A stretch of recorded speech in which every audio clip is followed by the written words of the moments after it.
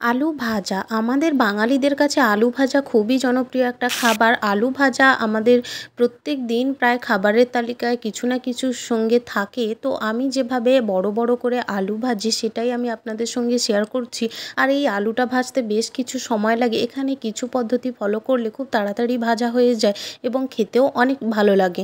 এগুলো নতুন আলু উঠেছে, নতুন আলুগুলোকে খুব ভালো করে প্রথমে পিস পিস করে কেটে নিয়ে মাঝখান থেকে একটা করে ফালি দিয়ে নিয়েছি। আর এই আলুগুলো দেখুন আমি কতটা বড় বড় করে কেটেছি।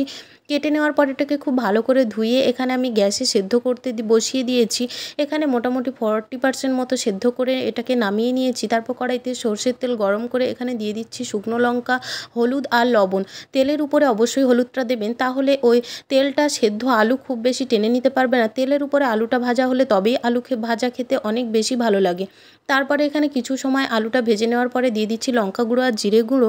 জিরে গুঁড়ো দিলে আলু ভাজার স্বাদটা অনেক ভালো হয় এবং গন্ধটাও খুব ভালো আসে। আলু ভাজা আমাদের মুড়ি, পান্তা ভাত, ডাল এবং সব কিছুর সঙ্গেই প্রায় আলু ভাজা আমরা খেয়ে থাকি বাঙালিরা।